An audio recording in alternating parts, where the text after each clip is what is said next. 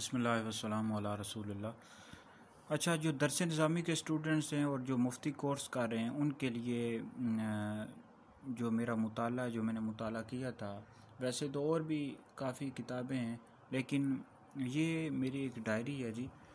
जब मैं फतावा रज़विया शरीफ पढ़ रहा था तो उस वक्त ये जो डायरी थी मैं साथ रखता था। फतावा रज़विया शरीफ के अहम नकात मैंने साथ लिख लिए थे और ये अल्लाह रब्बुल इज़्ज़त का करम है। तहदीस नेमत के लिए आपको बता रहा हूँ। अब ये देखें, हर चीज़ यहाँ पर मैंने लिखी हुई है कि क़ियास की तारीफ़ क्या है, फिर इस तरह बिदअत आराम किसे कहते हैं, बिदअत मुस्तहब्बा किसे कहते हैं। इन सारी चीज़ें मैंने, ये वो चीज़ें जो फतावा रज़विया शरीफ से मैंने लिखी हुई, ये अल्लाह का करम है। यानी फतावा रज़विया शरीफ का जितना भी काम है वो अल्लाह का करम है कि मैंने इस डायरी के अंदर लिख लिया था।